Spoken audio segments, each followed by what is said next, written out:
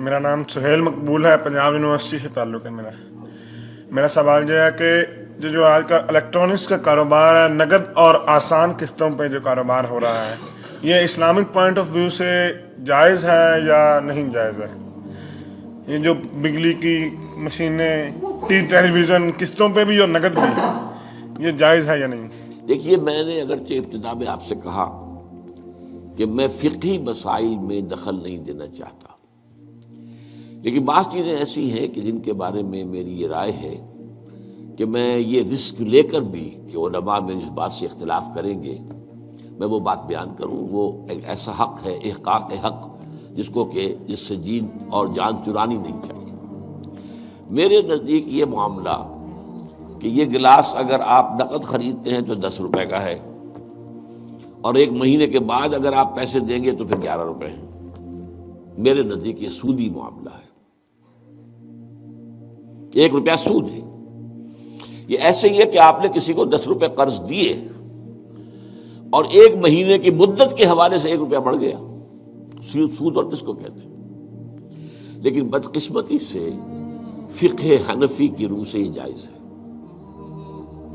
لہذا علماء کا فتویٰ موجود ہے ان لوگوں کے لیے۔ اب سود کو کس طرح کیا گیا ہے؟ سرکموینٹ کرنا جو ہے سود کو۔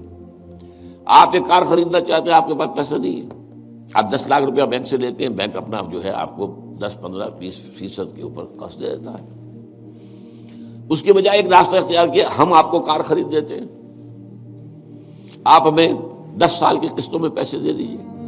وہ اپنے 10 سال کا سود کیلکولیٹ کر کے اس پہ ڈال دیتے ہیں، وہ آپ کو دینا پڑے گا۔ تو یہ صرف ایسے ہی ہے کہ ناک کو سیدھا پکڑ لیا جائے، یا یہ کہ پھرا کر ہاتھ جو ہے گردن سے، میرا تو ہاتھ نہیں پہنچتا، لیکن یہ کہ بہرحال جن کے پہنچ جاتے ہیں ہاتھ، وہ اس کو جائز کیے بیٹھے۔ تو میرے نزدیک اصل میں یہ آپ کے سامنے ایک بڑی دین کی حکمت اور فلسفے کے اعتبار سے بہت اہم بات ہے جو اب کہنے چلا ہوں۔ دیکھیے، آپ کو معلوم ہے کہ حق و باطل کے درمیان کشاکش اور کشمکش اور جنگ یہ تو اول روز سے ہے۔ ستیزہ کار رہا ہے ازل سے تا امروز، چراغ مصطفی سے شرار بولہوی۔ نتیجہ کیا ہے؟ حق غالب آتا ہے، کچھ عرصے کے بعد پھر باطل سامنے آ جاتا ہے، پھر کوئی اللہ نے نبی بھیجا، پھر حق کو غالب کیا، پھر اس کے اوپر بعد میں کچھ عرصے کے بعد پھر باطل سامنے آ گیا، شیطان نے پھر غلبہ کر لیا۔ یہی ہوتا آیا نا۔ خلافت راشدہ کے ختم ہونے کے بعد سب سے پہلی خرابی کیا آئی؟ ملوکیت آ گئی۔ اب موروثی ملوکیت ہے۔ ملوکیت کیا ہے؟ جس کی لاٹھی اس کا بھینس، جس کے پاس طاقت ہے وہ آئے اور حکومت کے اوپر قابض ہو جائے۔ اب کہلاتے خلفاء تھے، وہ خلفاء تو نہیں تھے، بادشاہ تھے۔ وہ بنو امیہ کے ہوں، بنو عباس کے ہوں، یا ترک ہوں، یہ بادشاہ تھے، خلفاء کہتے تھے خلفاء اپنے آپ کو۔ ایک معنی میں تھا کہ ظاہر بات ہے اپنی اس حاکمیت مطلقہ کے مدعی وہ نہیں تھے، حاکم اللہ ہی کو مانتے تھے، لیکن وہ خلافت راشدہ کا نظام جو تھا وہ دنیا میں دوبارہ نہیں آیا۔ اس ملوکیت میں آ کر ظاہر بات ہے دین میں جو فساد برپا کیا ہے، وہ نماز روزے میں کوئی فساد پیدا کرنے کی انہیں ضرورت ہی نہیں تھی، پڑھے جاؤ بھائی نماز ٹھیک طریقے سے پڑھے جاؤ، لیکن ان کو مالی معاملات کے اندر ملوکیت کا معاملہ جو ہے وہ تو اس کے ساتھ باب ہوتا ہے۔ سب سے پہلی خرابی یہ پیدا ہوئی کہ جاگیرداری، اسلام میں کوئی جاگیرداری نہیں ہے۔ اسلام میں یہ جو ایبسینٹی لینڈ لارڈزم ہے یہ بھی جائز نہیں ہے۔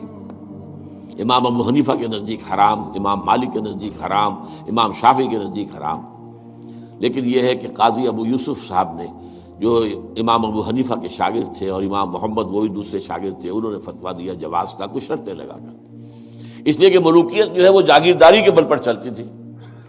5 ہزاری منصبدار، 20 ہزاری منصبدار، 30 ہزاری منصبدار، 50 ہزاری منصبدار، اور اس کے اوپر بادشاہ تھے۔ ظاہر بات ہے کہ اس میں تو اس کی ضرورت تھی کہ لوگ جو ہے کاشت کریں دوسرے کے لیے، اور اسی طریقے سے نقد کے اندر یہ رقم کے اندر اضافہ کر کے اور بیک ڈور سے سود داخل ہو گیا ہے۔ لیکن ایک زمانے میں ہمارے ہاں جب کہ سپریم کورٹ تک معاملہ پہنچ گیا تھا سود کا، تو میں نے اس معاملے میں ایک بہتری کا پہلو دیکھا تھا کہ چلیے کم سے کم ایک سود اسی درجے تک تو آئے گا نا کہ 1 مہینے کے بعد پیسے دو گے تو 11، اگر 2 مہینے ہو گئے تو وہ 12 نہیں ہوں گے، 11 ہی رہیں گے۔ یعنی ایک انیشل سٹیج پر تو سود آ گیا، لیکن اس کے بعد وہ پرپیچویٹ نہیں کر رہا، بڑھ نہیں رہا ہے. 3 مہینے کے بعد 13 نہیں ہوں گے، رہیں گے وہی 11 ہی. تو کم سے کم یہ کہ لمیٹیشن تھی. اب یہاں قسطوں نے اس لمیٹیشن کو بھی ختم کر دیا. آپ 20 سال کی قسطیں بنا دیجئے. مارگیج ہاؤسز کا جو دنیا کے اندر چل رہا ہے 20 سال کا، 30 سال کا مارگیج ہوتا ہے. وہ گویا کہ پھر سود کو انہوں نے اپنا پورا حصہ جو ہے کاؤنٹ کر کے اس میں ملا کے اور اس کی قیمت رکھ دیتے. میرے نزدیک یہ چیزیں حرام ہیں، اور میں ڈنکے کی چوٹ کہتا ہوں کہ حرام ہیں، لیکن چونکہ علماء کے فتوے موجود ہیں تو لہذا میں کیا کروں گا، جو بھی کر رہے ہیں اب ان کی طرف سے جواب دہی اللہ کے ہاں پھر علماء ہی کو کرنی پڑے گی.